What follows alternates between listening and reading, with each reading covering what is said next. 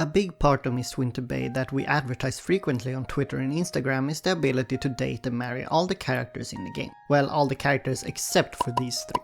But up until now it hasn't actually been possible to marry a character since we hadn't implemented that feature. But now we have. And this video will break down how dating and marriage in the full version of Mistwinter Bay will work. Hi, I'm LevUNknown, lead developer of the visual novel RPG Mistwinter Bay. My sister Wogglawooh does the art and I do everything else. With that intro out of the way, let's get into the marriage system. In order to marry someone in our game, you have to go through a few steps. The first step is to get to know them. In Mistwinter Bay, each character who is available for marriage has 5 hangouts. A hangout can be considered a date, but they're hardly ever romantic up until the 4th one at the earliest. These hangouts mostly focus on the player getting to know the characters in terms of personality, work ethics, hobbies and interests, and so on. Hangout 1 is generally a first proper introduction of the character. Hangout 2 is mostly centered around what the character does at work. Hangout 3 is often the character's plans for the future, if they have any.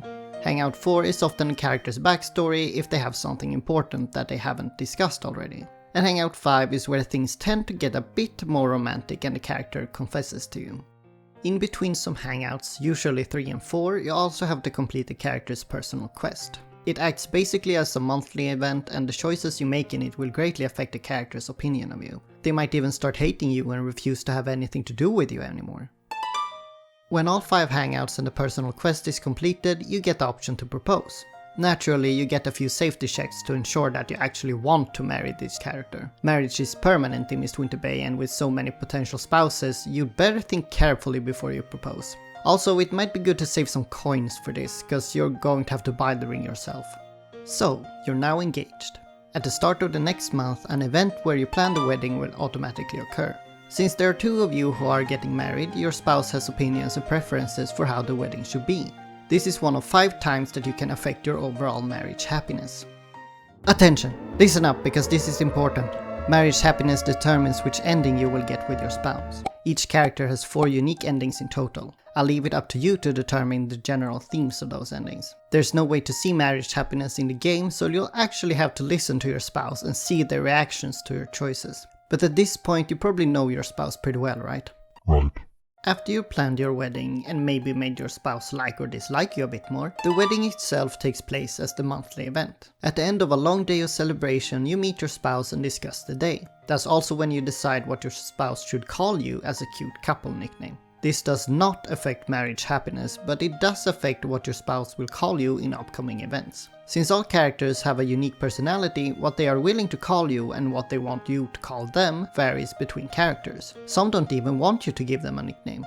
With that choice made, the wedding is officially over and you are married. Your spouse continues to function as a regular townsperson, if they aren't a foreign leader of course. That means that you can still send them out on events and so on.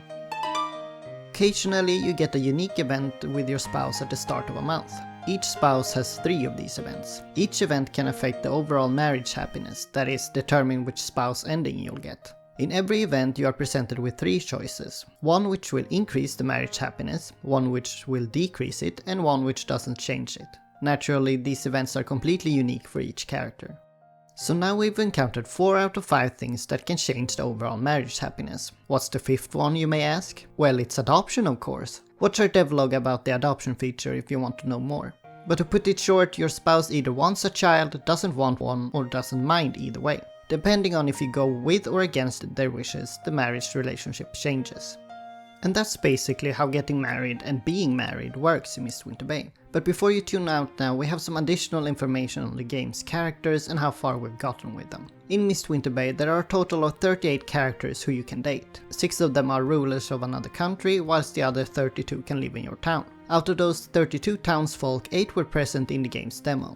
That is currently the only public version of the game and can be found on itch.io and Steam.